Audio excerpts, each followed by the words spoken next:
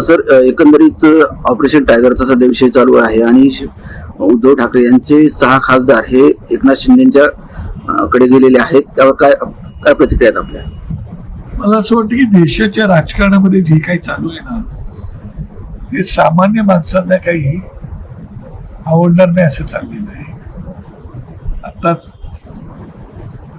बंगालमध्ये तेच झालं, महाराष्ट्रात झालं होतं, इकडे आपमध्ये पण झालं. हे जे काही चालू आहे ते एकंदरीत जर तुम्ही पाहिलं तर लोकांनी ज्या लोकांना निवडून दिलं,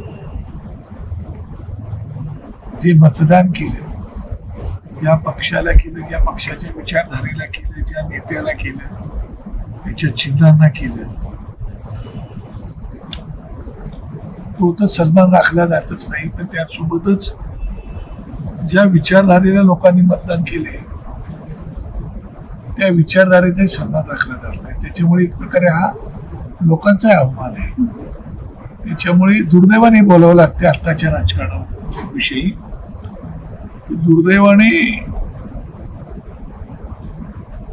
जाणारे आहेत म्हणून घेणारे येत आहेत.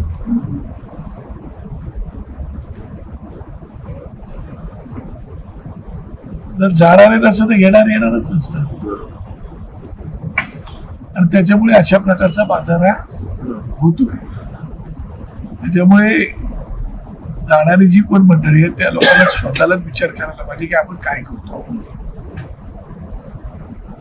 आणि आपल्याला भविष्यामध्ये राजकारणाला जर इथं फुल स्टॉप द्यायचा असेल तर काही विषय येत नाही. शेवटी लोक बघत असतात. त्यासोबतच लोकांचा ईव्हीएम मशीन मधील विश्वास उडाला आहे. आता तुम्ही बघितलं तर बंगालात ईव्हीएम मशीन जाळून टाकले, म्हणजे मतदान झाले नाही ते काय. आणि त्याच्यामुळे जाणारा नाही वाटते की ईव्हीएम मशीन आहे म्हणजे काय अडचण नाही, आणि म्हणून ते होत असेल. आणि त्याच्यामुळे लोकांच्या मताचा सन्मान आदर राखला जात नाही. आणि म्हणून वारंवार विरोधी पक्षाला आम्ही सांगितलं, सत्ताधारी पक्षालाही समजून पाहिलं की तुम्ही बॅलेटवरती निवडणुका घेणं आवश्यक आहे. म्हणून विरोधी पक्षाला सांगितलं की जोपर्यंत बॅलेटवरती निवडणुका घेत नाहीत तोपर्यंत तुम्ही बहिष्कार टाका. आता लोकांना कळायला लागले की सन्मान्य राजसाहेब बोलले होते त्यावेळी. आणि सत्ताधारी पक्षाला आम्ही म्हणतो की बाबा तुम्हाला जर एवढा आत्मविश्वास आहे की लोक आम्हाला मतदान करतायत, आमच्या विचारधारेला मतदान करतायत, आमच्या विकासाला मतदान करतायत, आमच्या राष्ट्रभक्तीला मतदान करतायत, अतिरेकांच्या विरुद्ध लढतो म्हणून मतदान करतायत, पाकिस्तान विरुद्ध लढाई लढतो म्हणून मतदान करतायत वगैरे वगैरे जे काय असेल ते, तर मग बॅलेटवरती निवडणूक घ्यायला काय अडचण आहे.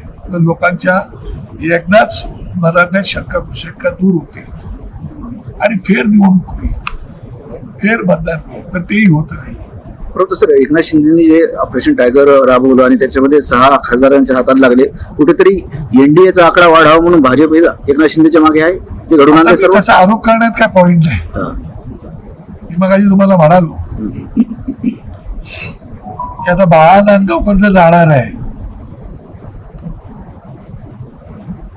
तर ज्या पक्षात जाणार आहेत ते लोक घेणारच. माझे प्रिन्सिपल मला काय बोलतात त्याच्यावर ते अवलंबून आहे ना.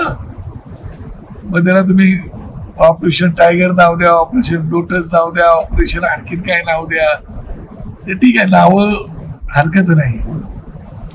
परंतु आपल्या सत्सद बुद्धीला विचारून आपण केलं पाहिजे की आता किती वर्ष करायचं. बरे कायमस्वरूपी आहे का? मला आठवते 1967 आयाराम गयाराम हरियाणामध्ये एका मतदारसंघात आयाराम गयाराम संस्कृती जन्माला आली होती.